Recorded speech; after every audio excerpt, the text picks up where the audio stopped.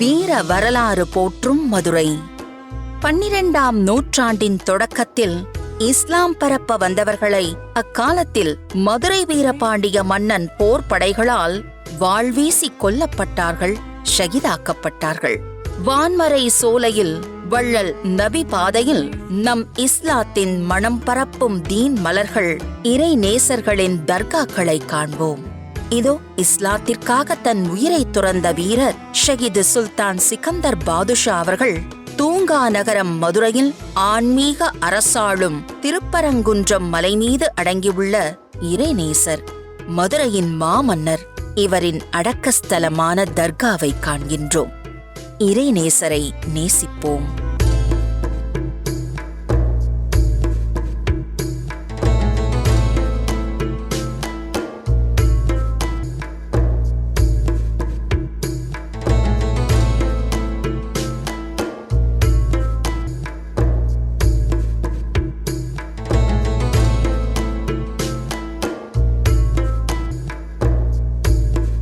மற்றொரு தீன் தோழர் மதுரைக்கு அருகே சிலைமானுக்கு தெற்கே கீழடிக்கும் கொந்தகைக்கும் நடுவில் உள்ள ஷஹீது சார்லஸா என்னும் இறைநேசர், இவரது அடக்கஸ்தலமான தர்காவை காண்கின்றோம்.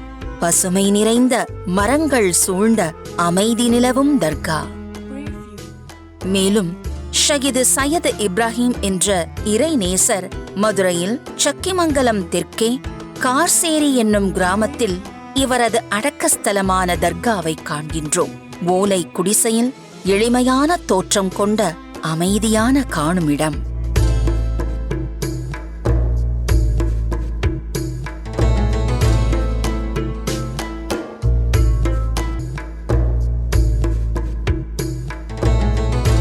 ராமநாதபுரம் செல்லும் வழியில் மானாமதுரை ஆற்றங்கரையில் ஷஹீது பாஞ்சுபீர் இறைநேசர், இவர்களது தர்கா அதாவது அடக்கஸ்தலமான தர்காவை காண்கின்றோம். இங்கு ஐவரின் உடல்கள் பாண்டிய போர் படைகளால் வாழ்வீசி கொல்லப்பட்டார்கள், ஷஹீது ஆக்கப்பட்டார்கள். இதோ தர்காவை காண்போம்.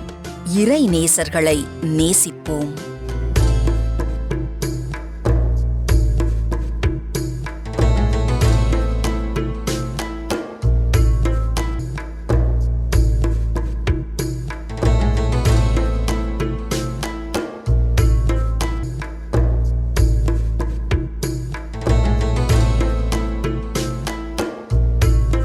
தர்காவை காண வரும் இந்து முஸ்லிம் பெருமக்கள் இறைவனின் நல்லாசி பெறுகின்றனர். இறைவன் திருமறை வசனத்தில் கூறுவதாவது: அல் குர்ஆன் வசனம் பாகம் 2 அத்தியாயம் 2 வசனம் 154 இறைவன் இப்படியாக கூறுகின்றான்: அல்லாவின் பாதையில் உயிர் தியாகம் செய்து ஷஹீது ஆனவர்கள் இறந்துவிட்டார்கள் என நீங்கள் கூற வேண்டாம். மாறாக அவர்கள் உயிருடன் இருக்கிறார்கள். எனினும் நீங்கள் அதை உணர்ந்து கொள்ள மாட்டீர்கள் என்று வசனம் கூறுகிறது. அல்ஹம்துலில்லாஹ். இறை நேசர்களின் தர்காவை காண்போம். இறை நேசர்களை நேசிப்போம். அல்லாவின் ஆசியை பெறுவோம்.